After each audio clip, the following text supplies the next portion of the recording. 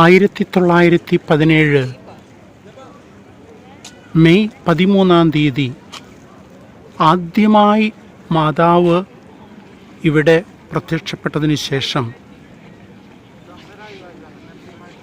June മാസത്തിലും July മാസത്തിലും തുടർന്നുള്ള മാസങ്ങളിൽ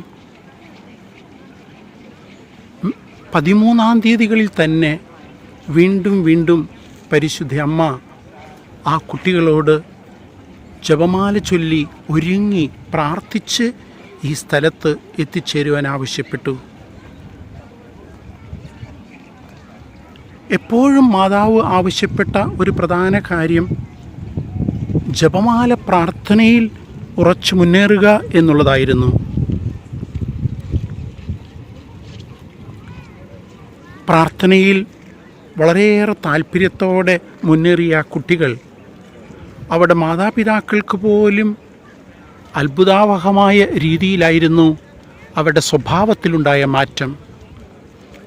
ചിലർ ഇക്കാര്യങ്ങളെല്ലാം പുച്ഛിച്ചു തള്ളുവാനും ഇതെല്ലാം ആ കുട്ടികളുടെ തോന്നലുകൾ മാത്രമാണെന്ന് വിമർശിക്കാനും ഒക്കെ ഇടയായപ്പോൾ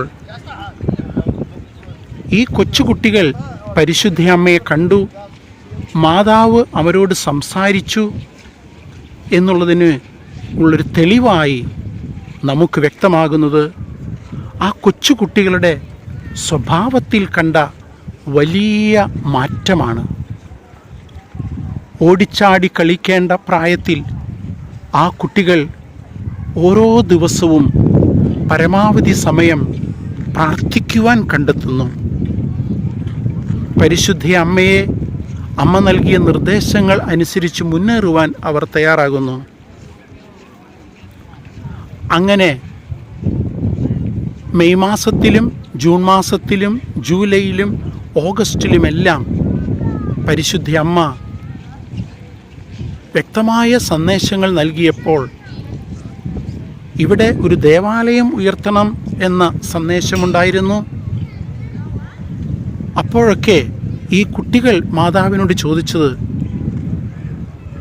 ഞങ്ങൾ പറയുന്ന ഈ കാര്യങ്ങൾ ശരിയാണെന്ന് മറ്റുള്ളവർക്ക് മനസ്സിലാക്കുവാൻ എന്താണ് ഒരു അടയാളം പരിശുദ്ധ അമ്മ നൽകുക? അമ്മ പറഞ്ഞു, ഒക്ടോബർ മാസം 13 ഞാൻ എല്ലാവർക്കും പ്രകടമായി കാണുവാനും മനസ്സിലാക്കുവാനും പറ്റുന്ന രീതിയിൽ ഒരു അടയാളം പ്രവർത്തിക്കും. അങ്ങനെയാണ് ഒക്ടോബർ മാസം 13 70,000-ഓളം വരുന്ന ഒരു വലിയ ജനാവലി ഇവിടെ തടിച്ചുകൂടിയത്.